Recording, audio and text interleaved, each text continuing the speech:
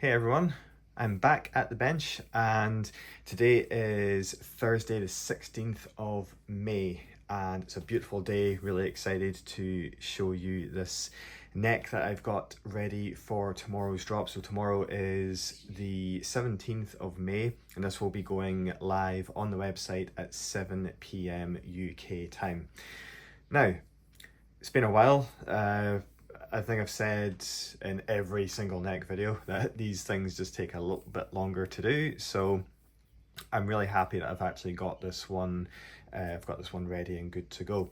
So this is an all parts SROC, and this is, I guess, what you would call the all parts standard. As far as necks go, it's just over 21 mil at the first fret and it's just over 24 at the 12th fret. So it's a C profile. Nothing chunky about this. It's not like an Ibanez Wizard neck, just for anybody who's not had that experience with these before. And realistically, this one has been done in such a way that you can put it straight on your strap body, no problem, but it's also been done in such a way that it's lightly aged. I suppose standing back from it, especially at you can probably see a little bit on the headstock, but realistically this has just been done in a very subtle way, nothing too drastic.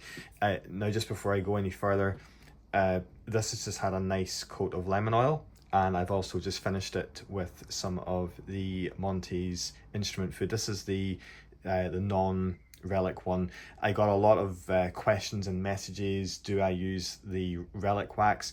The answer is no. This is not an advertisement for Monty's. But I just like to show you guys that I use this to finish off the neck after the lemon oil. It's such a massive difference.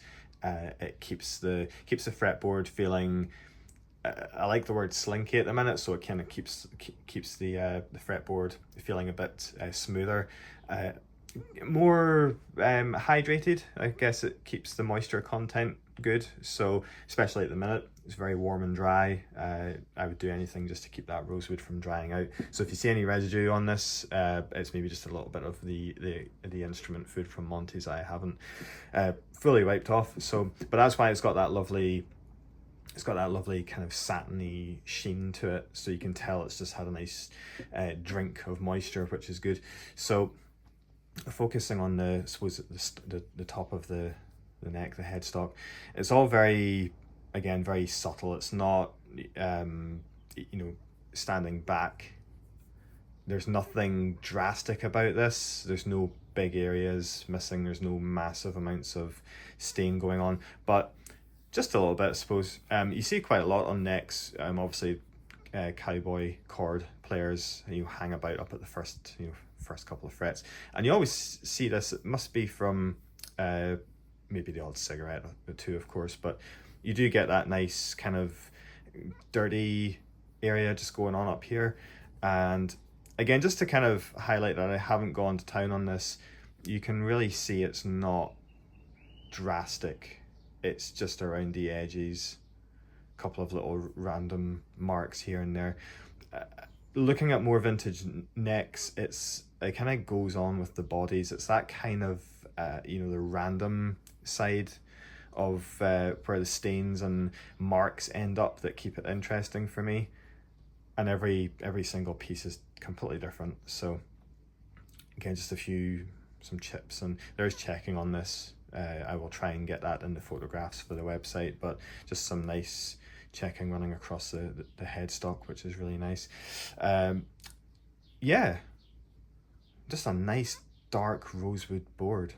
Perfect for any early 60s inspired build, I suppose.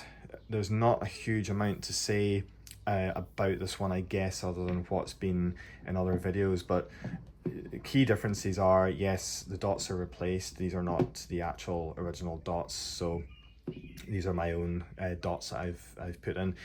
Goto tuners, again, as standard. Again, not drastically aged, just darkened and a little bit of pitting going on. Very random though, but you guys know that I like doing my own aging on the tuners, because I just find that the other methods, they don't really work for me. And funnily enough, I actually buffed up, I did an experiment where I buffed up some of the Relic Goto tuners and then applied my own style to it, and actually it worked perfectly well. So yeah, again, I think it just helps when you see that kind of if I was to put the other tuners on, the ones that are pre-aged on this, I just don't it wouldn't look right. It wouldn't look like something I've done myself, and that's what this is all about. This is why it takes me longer. I don't like using well, it's a bit ironic I'm saying that, in that he's a factory made neck, but I'm not into the whole, you know, factory looking finished mass production items. So that's why the tuners are all done separately. That's why sometimes the dots don't always look the same, because obviously on a real vintage neck, sometimes they're not always the same.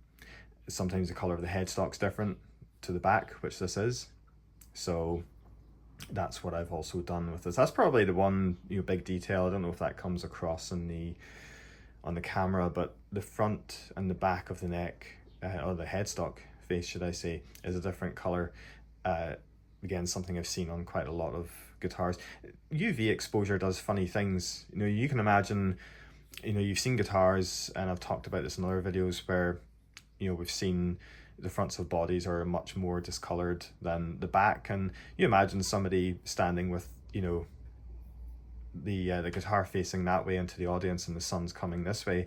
You know, a couple of summer festival gigs, a couple of wedding gigs, you know, that guitar, that lacquer finish is going to start discoloring and fading and doing weird and wonderful things. So that's always something that I'm trying to just add in, just for some character. But lovely neck, just a real kind of honest, straight up looking aged neck, nothing drastic.